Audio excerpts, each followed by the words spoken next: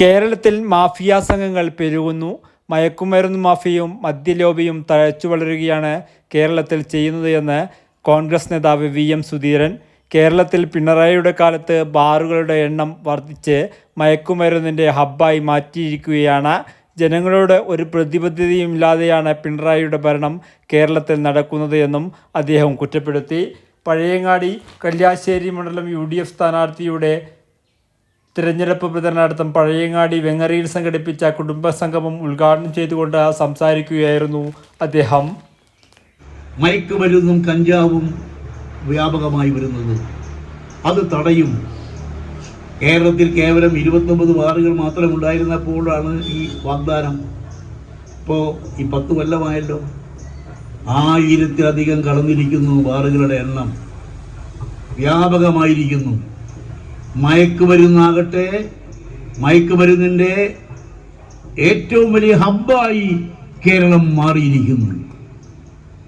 7ാം ക്ലാസ്സിൽ പഠിക്കുന്നൊരു കൊച്ചുകുട്ടി മയക്കുമരുന്നിൻ്റെ കരിയറായി കോഴിക്കോട് പിടിക്കപ്പെട്ടു എന്ന് പറയുമ്പോൾ എന്താ ഇതിൻ്റെ അപകടം? നമ്മളിവിടെ കുട്ടികളെ എങ്ങനെ വിശ്വസിച്ച് പറഞ്ഞയക്കും?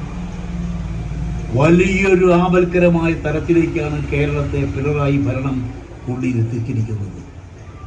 തലമുറകളെ സർവനാശത്തിലേക്ക് തള്ളിവിടുന്ന ഒരു രീതി നമ്മുടെ നാടിനെ സംബന്ധിച്ചിടത്തോളം അരാജകമായ ഒരവസ്ഥ, നാഥനില്ലാത്തൊരവസ്ഥ.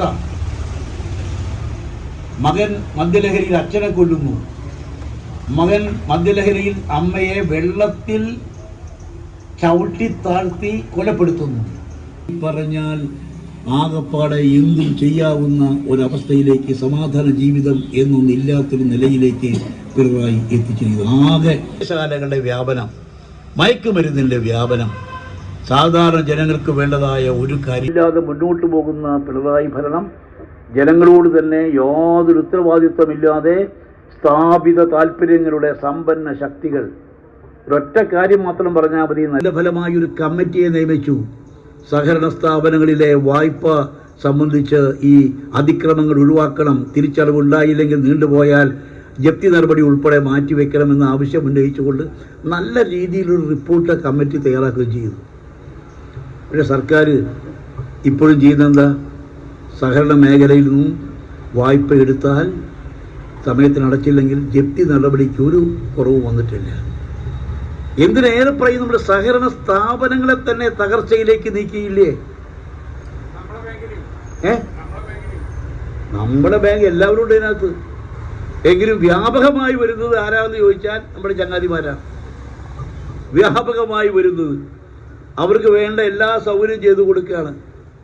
കരുവന്നൂർ അതിൻ്റെ ഏറ്റവും വലിയ ക്ലൈമാക്സിൽ നിൽക്കുന്ന.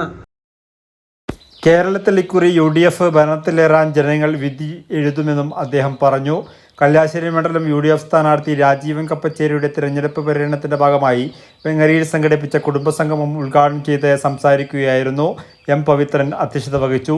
AICC നിരീക്ഷകൻ Venugopala Rao, B Murali, MK Rajan, Suresh Babu Ilayavar, advocate Brijesh Kumar, MP Unnikrishnan, NG Sunil Prakash, V Rajan, SKP Sakkariya, MK Raghunath, Kakkopravan Mohanan തുടങ്ങിയവർ സംബന്ധിച്ചു. വർത്തമാന ന്യൂസ്, പഴയങ്ങാടി.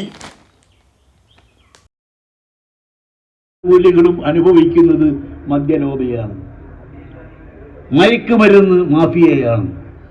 അവർക്ക് വളർന്ന് തഴച്ച് വളരാൻ വേണ്ട എല്ലാ സൗകര്യങ്ങളും ചെയ്തു കൊടുക്കുകയാണ്.